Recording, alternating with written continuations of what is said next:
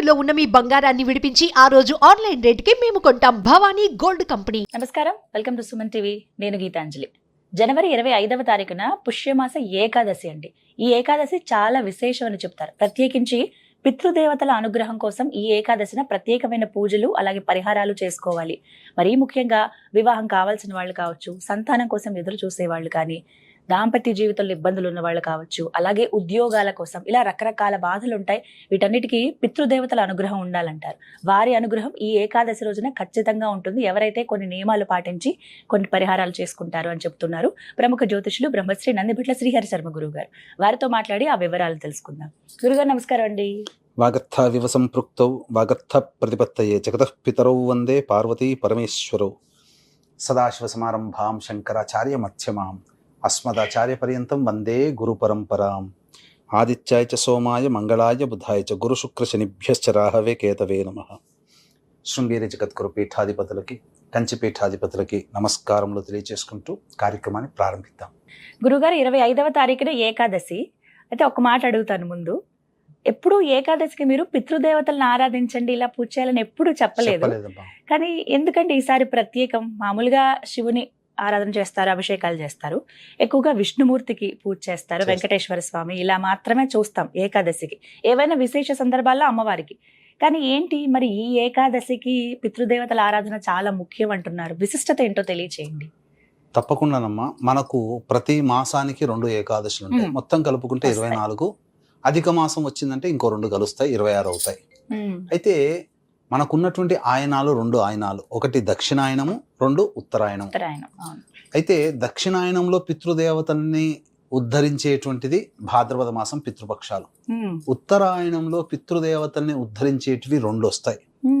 ఒకటి ఈ పుష్యమాసంలో కృష్ణపక్షంలో వచ్చే అమావాస్య ముందు వచ్చే ఏకాదశి, వాటిని పితృ ఏకాదశి అని అంటారు, లేదా షట్తిల ఏకాదశి అని అంటారు. ఇంకొకటి చొల్లంగి అమావాస్య లేదా మౌని అమావాస్య. ఉత్తరాయణంలో పితృదేవతల కోసం ఏర్పాటు చేయబడ్డటువంటి తిథులు ఈ రెండు తిథులు. కాబట్టి చాలా ప్రత్యేకవంతమైనటువంటిది. ముఖ్యంగా విష్ణుమూర్తిని మనం అన్ని ఏకాదశులలో మనము వివిధ పుష్పాలతో అలంకరణతో చేస్తే కేవలం నల్ల నువ్వులతో విష్ణుమూర్తిని అర్చించే విధానం ఇది ఈ ఏకాదశి ఒక్క రోజునే.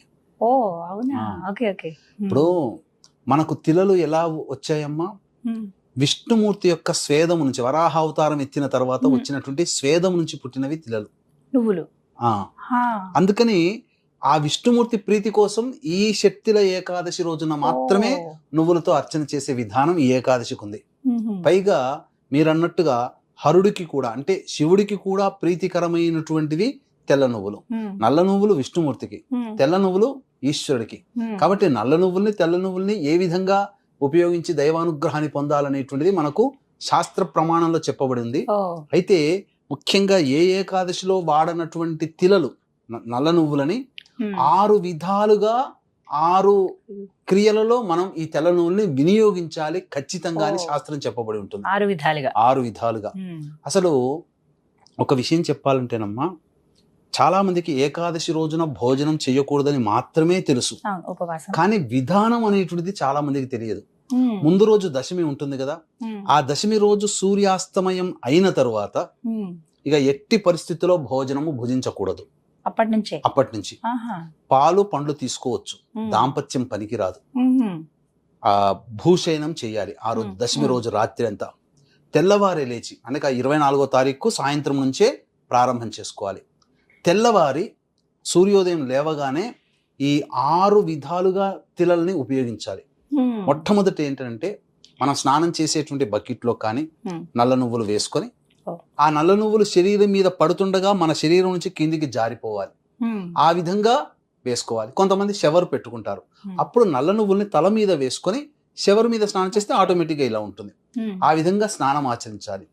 తరువాత ఆ నల్ల నువ్వులని బాగా రుబ్బితే ఒక చిన్న పిండి ముద్దలాగా అవుతుంది.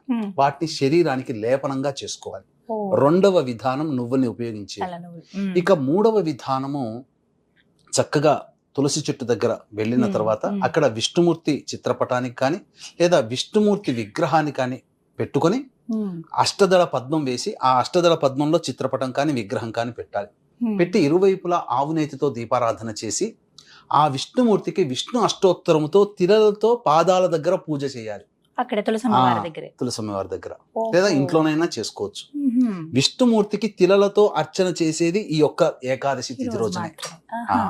అది 3వ విధానం అయిపోతుంది. ఇక 4వ విధానం ఏంటంటే ఆ రోజు స్వామి వారికి నైవేద్యంగా పెడతారు కదా, అంటే ఏకాదశి రోజున నైవేద్యం కూడా తీసుకోరు, కానీ ప్రత్యేకించి ఆ నైవేద్యంలో నువ్వులు వేసి వండినటువంటి అన్నాన్ని విష్ణుమూర్తికి నైవేద్యంగా పెట్టి ఆ నైవేద్యాన్ని కొద్దిగా తీసుకోవచ్చు. ఏకాదశి తిథి రోజున ఈ విధంగా ఈ రోజున నైవేద్యం తీసుకుంటే తప్పు లేదు, తీసుకోవచ్చు. ఇక 4వ విధానమైనటువంటిది ఏంటంటే నల్ల నువ్వులు నీటిలో వేసి మధ్యలో దాహం వేస్తుంది కదా, ఆ నానినటువంటి నల్ల నువ్వులతో సహా నీళ్లు తాగాలి. ఆ రోజంతా కూడా నీళ్లు తాగాలనిపిస్తే నువ్వులతో కలిపిన దీన్ని నీళ్లు తాగాలి. ఇక 5వ విధానము మనం చెప్పాం, పితృదేవతల కోసమే. ఎందుకంటే ఈ రోజున సమాజంలో చాలా మంది పెళ్లిళ్ళు కాక ఇబ్బంది పడుతున్నారమ్మా. ఫస్ట్ ఆఫ్ ఆల్ ఏ కులంలోనైనా కానీ ఏ మతంలోనైనా కానీ. రెండవది సంతానం కలగట్లేదు. పెళ్లిళ్ళు కావాలన్నా, సంతానం కావాలన్నా, దాంపత్యం చక్కగా ఉండాలన్నా, ధనపరమైన సమస్యలు తీరాలన్నా, పిల్లలు అభివృద్ధిలో ఉండాలన్నా, కోరిన కోరికలు తీర్చుకోవాలన్నా, కష్టముల నుంచి బయటపడాలన్నా పితృదేవతల యొక్క ఆరాధన చేయమని చెప్పింది శాస్త్రం. కాబట్టి ఈ యొక్క పితృదేవతలకి ఉపయోగార్థమై పితృదేవతను సంతృప్తి పరచడం కోసమే బ్రాహ్మణుని పిలిపించుకొని ఆ రోజున తిలలతో తర్పణాది కార్యక్రమాలు చేసి బ్రాహ్మడికి వస్త్రదానం చేయమని చెప్పబడి ఉంది. ఇంకా విశేషంగా మనకు కార్తీక మాసంలోనే ఉసిరిక దానం చెప్పబడి ఉంది. కానీ ఈ ఏకాదశి రోజున ఉసిరిక మరియు నల్ల నువ్వులు, వస్త్రము, ఈ 3 కూడా దానం చేస్తే విశేషమైనటువంటి పుణ్య ఫలితం దక్కుతుంది. ఇక 4వది హవనం. ఈ హవనం కూడా మనం చేసుకోవాలి. అది ఏ విధంగా చేసుకోవాలి, ఆ రోజంతా ఎలా ఉండాలని మనం తెలియజేసుకుందాం. వీక్షించేటువంటి ప్రేక్షకులకి ఈ యొక్క 29వ తారీఖు రోజున మౌని అమావాస్య సందర్భంగా ఈ మానవులు ఆర్థికపరమైన సమస్యలు, ఉద్యోగపరమైన సమస్యలు, విద్యాపరముగా అలాగే వివాహపరముగా, శనిదోష పరిహారంగా అనేక విధాలుగా ప్రయోగ బాధలు, కోర్టు, శత్రు సమస్యలతో బాధపడుతుంటారు. కాబట్టి వాటి ఉపశమనార్థమై మధ్యాహ్నం 3 గంటలకు 29వ తారీఖు రోజున దశమహావిద్యల్లో హోమాల్లో భాగంగా ప్రత్యంగిర హోమం, బగళాముఖి హోమం, రాజశ్యామల హోమం, వారాహి హోమం, ధూమవతి హోమాలు పర్ హెడ్ 2100 రూపాయలకి చేయించడం జరుగుతుంది. మధ్యాహ్నం 12 గంటల లోపల 29వ తారీఖు రోజున లోపల మీరు నమోదు చేసుకోవచ్చు. కార్యక్రమ తదనంతరం కాంటాక్ట్ చేసి పూర్తి వివరాలు తెలుసుకోవచ్చు. ఇక ఆ రోజున విష్ణు ప్రీతి కోసమై కృష్ణ తిల హోమం, నల్ల నువ్వులతో హోమము విష్ణు ప్రీతి కోసమై నారాయణ హోమం చేయాలమ్మా. తరువాత ఈశ్వర ప్రీతి కోసమై తెల్ల నువ్వులతో రుద్ర హోమం చేయాలి. ఇవి 2 చేసినటువంటి మానవుడికి సర్వ ప్రాయశ్చిత్తములు తొలగిపోతాయి. ఆలయంలో చేయించుకోవచ్చమ్మా, తప్పకుండా ఆలయంలో చేసేవాళ్ళు ఉంటే చేయించుకోవచ్చు, లేదా బ్రాహ్మణుని ఇంటికి పిలిపించుకొని చేయించుకోవచ్చు. చాలా మందికి తర్పణాలు వదిలేటప్పుడు కొంతమందికి ఊళ్ళల్లో రారు, బ్రాహ్మణులు రారు. అటువంటప్పుడు స్వయంగానైనా కానీ చేసుకోవచ్చు. ఎందుకంటే ఈ రోజున చేయమని చెప్పబడి ఉంది శాస్త్రం. కాబట్టి ముందుగా గణపతికి నమస్కారం చేసుకొని పితృదేవతలకి మోక్ష ప్రాప్తి కలగాలి, వాళ్ళకి అన్నపానాదులకి లోటు లేకుండా వాళ్ళ ఆత్మలకి అందాలి, వాళ్ళు సంతోషంగా ఉండాలని చెప్పి సంకల్పం చేసుకొని దక్షిణం వైపు ఫేస్ పెట్టి ఒక గ్లాసులో నీళ్లు, అందులో నల్ల నువ్వులు, ఒక స్పూన్ వేయడం, కటోరి గిన్నె, ఒక బౌల్ ముందర పెట్టుకొని మీ వైపు అంటే మా భర్త వైపు 3 తరాలు, భార్య వైపు 3 తరాల్లో ఉన్నటువంటి వాళ్ళ చనిపోయిన వాళ్ళ పేర్లు, వాళ్ళ గోత్రము ఏం వరుస అవుతుందని చెప్పి వాళ్ళ పేరు చెప్పి అరచేతిలో స్పూన్ నల్ల నువ్వులతో ఉన్నటువంటి నీటిని వేసి ఇలా కుడి చేతి బొటన వేలుగుండా ఆ బౌల్లో వేయాలి. అలా 3 సార్లు వేయాలి. ఆ 3 సార్లు పేరు చెప్పి తర్పయామి తర్పయామి తర్పయామి అనుకుంటూ వేయాలి. ఇలా చేసిన తర్వాత ఇది ఏకైక ఏకాదశి తిథి పితృదేవతల కోసం చెప్పబడి ఉంది. మిగతా అన్ని కూడా మీకు ముఖ్యంగా గమనించుకుంటేనమ్మా పుష్యమాసం చెప్పబడింది. పుష్యమాసం అంటే పుష్టిని కలిగించేది. అంటే మనం ఇంతకుముందు చెప్పుకున్నట్టుగా భాద్రపద మాసంలో పితృదేవతల కోసం పితృపక్షాలు ఎట్లయితే ఉన్నాయో దక్షిణాయనంలో, ఉత్తరాయణంలో ఈ యొక్క పుష్యమాసం ఉంది.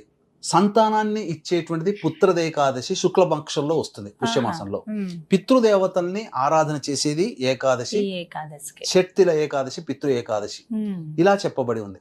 కాబట్టి మనకు ఇక్కడ దక్షిణాయనం కాబట్టి మనకు పుష్యమాసం మన తెలంగాణ, ఆంధ్ర, తెలంగాణలో ఉంటే నార్త్ సైడ్ వాళ్ళు మనకన్నా ఒక 15 రోజులు ముందుంటారు కాబట్టి వాళ్ళకి అది మాఘమాసంలో వచ్చే ఏకాదశి. అక్కడ అలా చూసిన పవిత్రమే, మన ప్రాంత ప్రకారము పుష్యమాసం కృష్ణపక్షంలో వచ్చే ఏకాదశి అయినా పవిత్రమే.